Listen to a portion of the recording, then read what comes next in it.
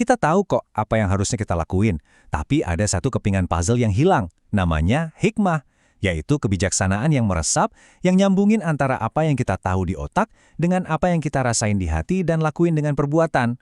Nah, ternyata perubahan yang beneran nempel itu ada 4 tahapnya.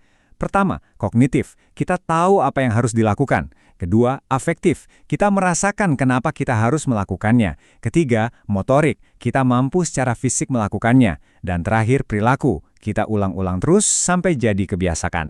Dan jujur aja, seringnya kita mentok di mana? Di langkah kedua ini kan? Di bagian afektifnya.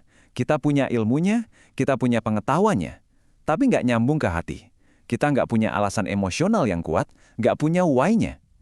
Tanpa koneksi afektif ini, pengetahuan itu cuma ngendap di kepala, nggak pernah turun jadi perbuatan. Pada akhirnya, ini semua ngebantu kita buat ngubah cara mandang tujuan kita. Ini bukan soal lulus atau gagal. Setiap langkah, setiap pertanyaan, setiap keraguan, dan setiap usaha yang kita lakuin adalah bagian dari proses yang ngebentuk kita jadi versi diri yang lebih baik. Dan sebagai penutup, coba kita renungin pertanyaan ini deh. Gimana kalau ternyata tujuan utama dari perjalanan pribadi kita ini bukan cuma tentang apa yang terjadi pada diri kita, tapi bagaimana cerita kita dengan semua perjuangan dan pertanyaannya justru bisa ngasih keberanian buat orang lain untuk memulai langkah pertama mereka?